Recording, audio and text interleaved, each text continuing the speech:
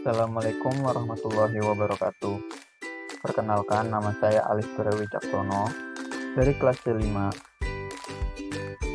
Prodi Teknik Industri Universitas Pelita Bangsa. Di sini saya akan membahas jawaban ujian tengah semester dari mata kuliah Otomasi Industri. Adapun jawaban dari ujian tengah semester tersebut adalah sebagai berikut.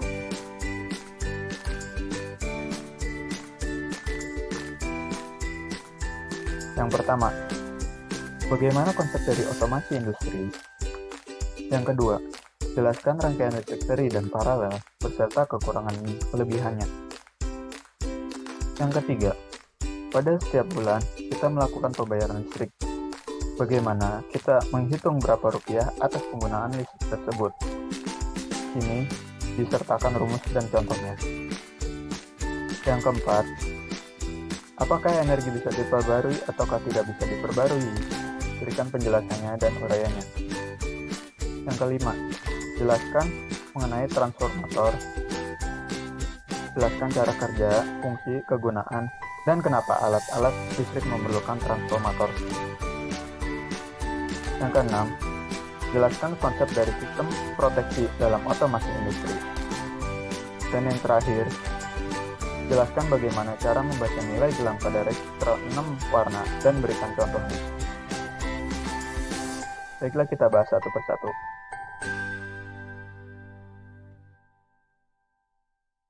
Bagaimana konsep dari otomasi industri? Otomasi industri ini pada dasarnya adalah suatu teknologi yang berhubungan dengan penerapan sistem mekanik, elektronik, dan juga sistem informasi yang berdasarkan komputer untuk bisa mengoperasikan dan juga mengendalikan produksi perusahaan.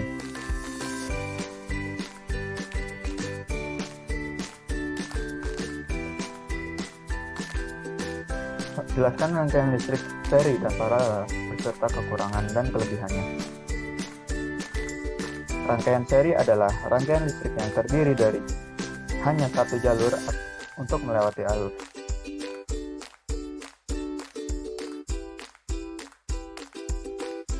Kelebihan dari rangkaian listrik seri yaitu pertama, besar arus listrik yang mengalir pada setiap hambatan akan selalu sama. Yang kedua, karena hambatan di sistem seri, maka kabel yang dibutuhkan lebih sedikit. Kekurangan dari rangkaian listrik seri. Yang pertama, lampu yang menyala tidak sama besar, tergantung letak dan besar hambatan.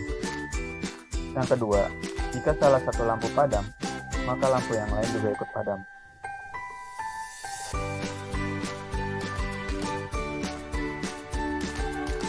Rangkaian paralel.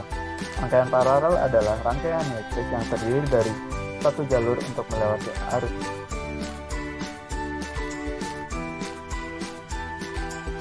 Ada rangkaian listrik yang terdiri dari lebih dari satu jalur untuk melewatkan arus.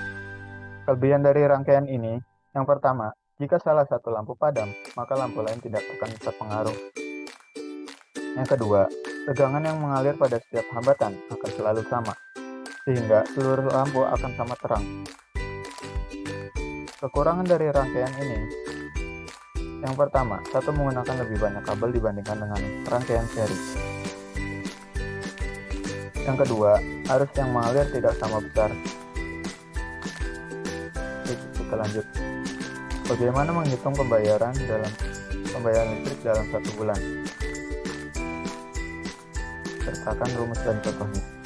Cara menghitung biaya listrik sebagai berikut. 1. Ketahui golongan tarif listrik Anda terlebih dahulu. Kedua, lakukan pengecekan dan pencatatan pada semua peralatan yang membutuhkan listrik. Ketiga, lakukan estimasi penggunaan peralatan listrik. Yang keempat, menghitung biaya listrik. Contoh perhitungannya. Diketahui A. KWH Rp600. B. Terdapat 4 lampu, masing-masing 20 watt, dan menyala 10 jam per hari. Yang C. Ada sebuah TV 350 watt dan menyala 1 jam per hari. Yang ditanya biaya listrik per bulan. Rumusnya adalah W dikali T.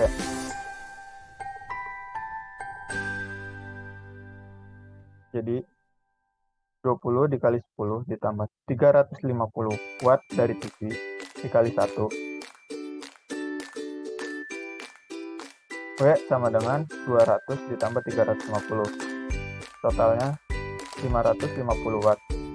Energi dalam 1 bulan adalah 30 dikali 550 watt yang tadi, sama dengan 15.000 watt atau 15 kilowatt.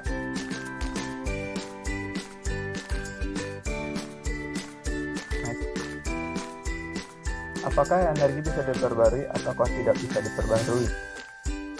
Berikan penjelasan dan uraiannya. Sumber energi yang dapat diperbarui. Sumber energi tersebut dapat ditemukan di seluruh daerah di Indonesia. Sumber energi yang dapat diperbarui yaitu sumber energi yang dapat digunakan secara terus-menerus, tanpa batas waktu tertentu, serta tidak mudah habis.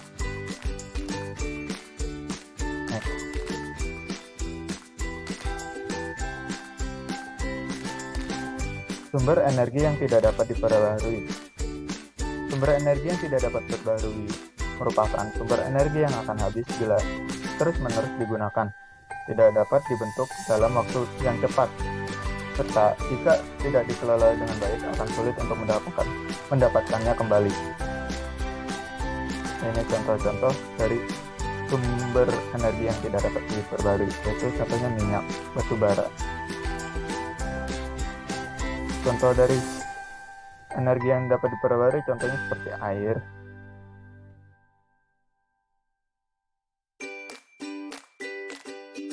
dan energi matahari.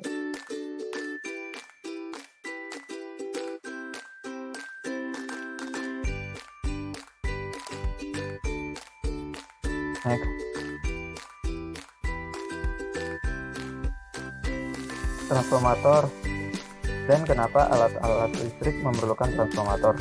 Transformator adalah alat yang biasa digunakan untuk menambah atau menurunkan level tegangan antar rangkaian.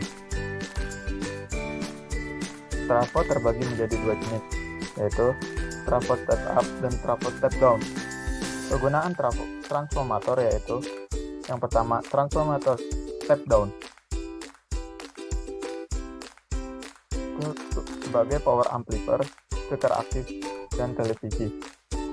Trafo step up kegunaannya untuk transfer inverter monitor LCD, transfer inverter TV, dan trafo power supply. Cara kerja transformator. Arus bolak-balik pada kumparan primer akan menghasilkan flux yang terus berubah dan berganti-ganti. Kumparan sekunder yang dekat dengan kumparan primer, di mana kumparan sekunder ini akan terhubung ke kumparan primer karena beberapa flux bolak-balik yang terhubung. Akan terjadi EMF yang diinduksikan pada belitan kedua. Jika rangkaian belitan sekunder ini ditutup, maka arus akan mengalir melaluinya.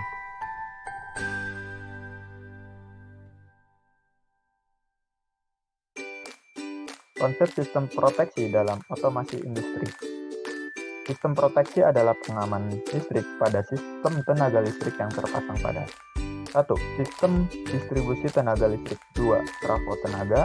3. Transmisi tenaga listrik. 4. Generator listrik yang dipergunakan untuk mengamankan sistem tenaga listrik dari gangguan listrik atau beban yang lebih dengan cara memisahkan bagian sistem tenaga listrik yang terganggu. Cara membaca nilai gelang pada resistor 6 warna. Dan berikan contohnya.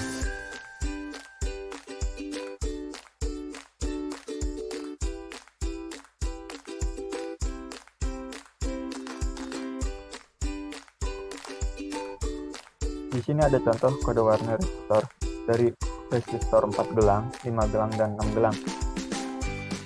Kita ambil yang 6 gelang.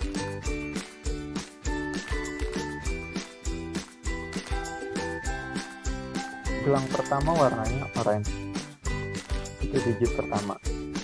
Gelang kedua berwarna hijau, gelang ketiga berwarna putih, Gelang keempat berwarna merah, gelang kelima berwarna coklat, dan gelang keenam berwarna merah.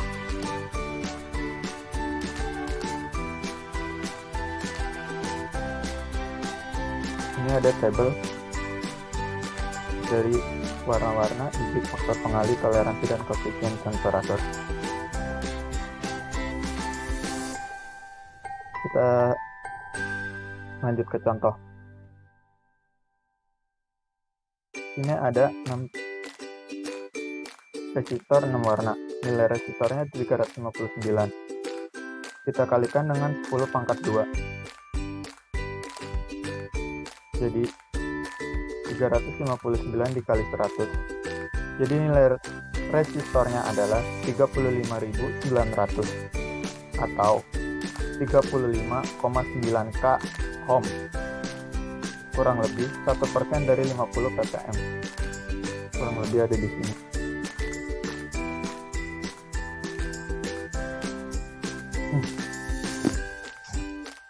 Baiklah, saya rasa cukup pembahasan dari ujian tengah semester dari mata kuliah otomasi industri. Kurang lebihnya mohon maaf. Wassalamualaikum warahmatullahi wabarakatuh.